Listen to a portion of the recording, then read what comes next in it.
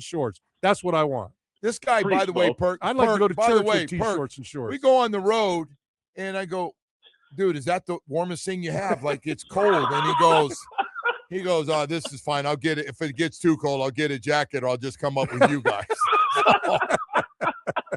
Get a jacket from the Dolphins. He looks like a damn Dolphin lineman. Perk, you and I got that thin blood, man. We've been thinned out for too long. That's right, baby. Hey, Bo, we always know if we're up in Boston or Pittsburgh in 2 days, we're back home, baby. Yeah, that's it. All I want. You just look. All I got to do is get from the hotel into the bus, out of the bus into the stadium. Right? Hey, so Perk, we got to get into stuff. You got your chance yesterday. You guys were with the coordinators. I wanted Bo to hear this if Woody's listening with me. Bobby Slowik had one that got the headlines with everybody. I personally, before we have it, I did not read too much into it, but here's Bobby Slowik talking about Tua Tagovailoa. Feel you can rebound from that mentally, physically? Yeah, you know what I think is so great about sports, and really why, a large reason people get into coaching is, there's stories like that all the time. You're talking about people that are at the peak of their profession. They're the best in the world at what they do, not just physically, but like mentally. They're some of the strongest human beings there are. And some of the things that all athletes every year you hear comeback stories come back from are incredible. So absolutely, I think Tua can absolutely bounce back. I think that's one of the great things about sports. All right, that was Bobby Slowik, our new offensive coordinator, talking about Tua. Listen, I think he had to take the company line on that. Yeah, no doubt. What was your take, Perk? Yeah, I like what I heard from the coordinators yesterday. I like what I've heard from Slowik and Hafley and Sullivan about Tua, but Tua can't return. There's absolutely, positively no way you can bring Tua back. You just absorb the financial hit, the $67 million in dead money this year, $32 million in dead money next year. But the reason that I say he can't come back, and I'm actually writing this column right now, just using that quote that you guys played. You've got the lack of mobility, you've got the injury risk, you've got the inability to beat good teams, you've got the loss of wide receiver Tyreek Hill. Tua's not going to come back. You're on a roll. Keep going. You hit about half of them. Keep going. You got enough. Right. Yeah, but also look. You look at Tua. Mike created that offense for Tua, right? And part of the problem with creating that offense for Tua, once Tua went down, your backup quarterbacks didn't fit into that system, right? So now, if you're going to get another quarterback and maybe leave him around as a backup, then he's not going to be, he's like a fish out of water in a different system. I don't see it. Bo, even at the end, though, even people forget. Look, I'm trying to throw a softball in it. You know what I mean? Even when Tyreek was here at the end, listen, the team was playing great, and our quarterback, we win 4 in a row, and the worst area of our team is our quarterback during that time. Yeah, he was dope. There you go. He was doping right out of here.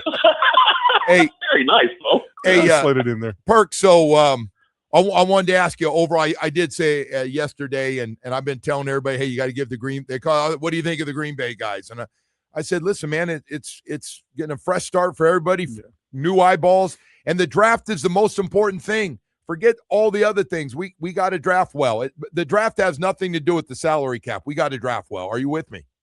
I agree 100%. And look, as far as the Green Bay South, that's all fine. But what I really, really like that I hear from these guys is the being physical and being aggressive and strengthening the trenches, because I think that's what's going to allow this team to endure over a 3 or 4 year stretch. Is that strength at the line of scrimmage. You've got to find a quarterback. Yes, you've got to find a cornerback. You've got to find an edge rusher. But I think at the core, you need to be strong at the lines of scrimmage. And I like the way that John Eric Sullivan and Hafley and Slowik and the defensive coordinator Sean Duggan have all talked about that in unison. So that's what really has me encouraged about this administration. They've got to actually put it into practice and draft well, as you say, Joe. But I like the talk that I'm hearing right now. Well, both of those guys, Perk, and I'm just saying what you said. The one thing I like about both of those guys is they say, hey, you know what? If you want to build a team, it starts at the line of scrimmage and then you work outside, out, right? I like that. But I'll say this: if you've got somebody that's talking about Halfley or the general manager and both first times at those jobs, if they're going to tell you, well, this guy, no one knows, nobody knows what they're going to do. First time guys, you don't know. You may find a diamond in the rough. He may be no better than who we had the last time. But I think no matter what the GM does, going to be better. I'm certainly willing to just wait and see what the product is before you make any judgments. And I think that's pretty fair. Yeah, that falls under patience. I'm with you on that one. Hey, Bo, or Perk, I want to ask you this. Yep. It's an interesting one because they're talking about the line of scrimmage a lot, and it's great. So we got Savanaya and we got Cole Strange. Do we have to upgrade? I think we need a guard. What about for you, or are you more about tackle? And now you're talking about Austin Jackson. If you're talking about the offensive side of the ball, which position are you looking at guard tackle like Maui Noah potentially with UM? I'm looking at a starting guard because I don't know that James Daniels or Cole Strange is. Why are we even talking about James Daniels? James Daniels should not be mentioned on this show. He's done. 4 plays and done. That guy would put him out on an island and just say, "Go float away." Yeah. For what he did to for what he did to this team last he's coming year, back. please. He strike that from the record. He 401k'd us. He 401k'd us. He got money for retirement. That was terrible. All right, strike that from the record. You do need a starting guard, at least one starting guard. I agree with that. A backup right tackle. So that's what you need offensively. Defensively, I think you still need to get a defensive tackle. I know that you got Kenneth Grant in the first round and Jordan Phillips in the 5th and Zeke Biggers in the 7th, but none of those guys really played at a level where you think, this guy is going to be an outstanding pass rusher or an outstanding run stopper. I don't see a single quality in any of them that is elite or on the way to being elite. They're decent players, but they don't have that one quality. So I would also get a focus on defensive tackle. First 3 rounds, I would try my best to get a cornerback, offensive line, defensive line, and quarterback. That's what I would try. And quarterback is not a first-round option at this point. But I would try to get those 4 positions in your first 3 rounds in which you have 5 picks, a first, a second, and 3/3. Well, the other thing I like about these guys, they want to take a quarterback every year, right? In which is that you find that diamond in the rough, whatever. But let me go back to the defensive line. I want to hear your take on this. So I thought at times Grant played well, at times Biggers played well, at times Phillips played well. They all kind of, but I'm gonna where I go back to? I go back to Paul Soliai. When Paul Soliai was here, his first couple of years. He was like a turkey shoot. He lifting his head up and getting pushed off the line of scrimmage. When he figured it out, he was good. He became very good, a Pro Bowl type player. And I think the guys that we've got in there's a capability of one of those guys or 2 of those guys becoming that guy. I think they just need to learn. I go through the same thing with Savanaya. The one thing about all those guys is they got a lot of snaps. Now they know what this league's about. Now they know they've seen the things that they had never seen before, and they can adapt. And you can go from one off season to another off season, and the guy it looks completely different. So I think there's a little bit of to me, I think getting another interior lineman may be premature. See if these guys mature, because I think there's some other positions, especially on that offense. And look, I'm a little leery of certainly Daniels, that right guard position. I have hope for Savanaya, but I don't know if that is going to be. And still, you trust Austin Jackson to be there for 17 games? I think they're going to come back with them though. I guarantee they are. Right, those tackle positions. Hey, I got to ask both you guys this. So it's interesting. We drafted those 3 tackles, and they played a lot of snaps. I did hear from somebody said, "Hey, Joe, you're not giving Kenneth Grant enough credit. He's better than you're talking about. Nobody's really shown us they're going to be, a top-notch player in this draft from a year ago." And that we're going to find out if they draft in the first or second round a defensive tackle, then that just tells me Zeke Biggers, Kenneth Grant, and Jordan Phillips, as they study him. And by the way, they got the same coach back. They got the same guy that absolutely. He's one of the best. We like Austin Clark a lot, and he's done a great job. I'm really curious to see, because if he signs off, and he's going to have to be part of it going, hey, I don't know. But I think he really likes those two guys, in Phillips and Grant, a lot. You can like them, Joe, but again, these guys talked competition also. Yeah. Sully and Half, right? And we're not afraid of competition. Bring in competition. What's the harm in having too many good defensive linemen? Look, they got three young guys. That's competition enough. But Bo, I don't assume improvement, okay? And look, I'll tell you guys this. You guys know this also, that people say that your improvement from your rookie year to your second year is one of the biggest jumps you're going to make, because heading into your rookie year, you're training for the combine, right? Bench press and shuttle run. Yeah. After your rookie year, you're training for football-specific stuff and stuff that your team needs. So I do think that those guys will improve, but I'm not counting on it. That you got a 5th-round pick and a 7th-round pick in Jordan Phillips and Zeke Biggers. Again, none of them showed and a 1st-round pick. Let's not leave that out. Yes. No, you got the 1st-round pick. But I'm saying I just don't assume that they're going to make this big leap. I'm getting somebody else. And if we have competition, if we have too much talent, who cares? I don't mind. Pick a guy in the 6th and 7th round. Let him compete. No. You need somebody in the Perk wants early. You got 5 picks. You got 5 picks in the top 3 rounds. Use them to help your football team. And here's the other thing. I'm not drafting a quarterback in the 4th through 7th rounds, because historically those guys don't turn out to be starters. Yeah, I know like Brock Purdy and Tom Brady. I know there's yes. I was just going to name them. They're exceptions, Bo. Keep naming them. Keep naming the He 6th can't. and 7th round. He ran out with a 6 and a 7 there. That's fine.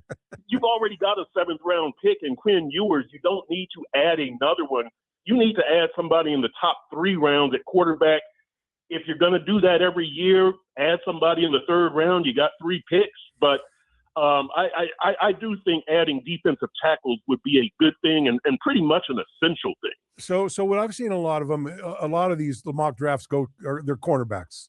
Yep. Right. Yep. That seems to be the consensus. We need a shutdown. We need a shutdown corner. Right. We do. Choice. We do need one. I agree. Anybody wants it? I hear everybody go, "Yeah, we got a shutdown corner. These 2 teams, we got a shutdown corner." The teams playing in the Super Bowl and talking about now we can do some different things. Hey, so let's get back to that quarterback position. Yeah.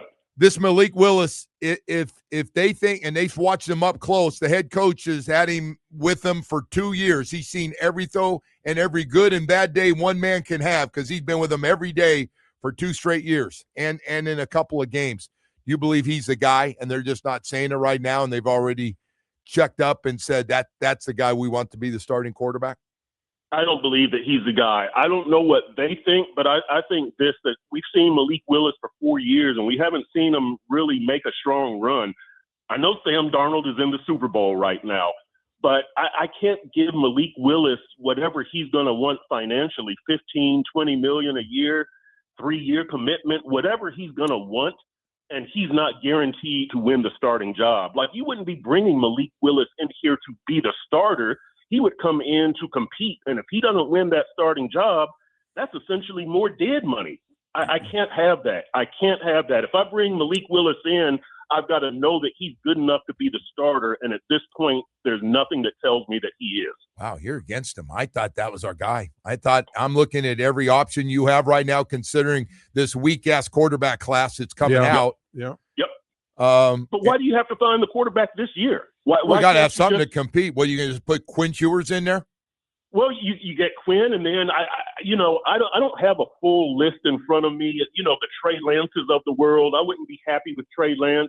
Mac Jones still has another year out in San Francisco, but there's got to be somebody out there that you can bring in as kind of a retread. I would bring in Quinn Ewers, a middle-aged guy with starting experience and a 3rd-round draftee, and let them fight it out in training camp.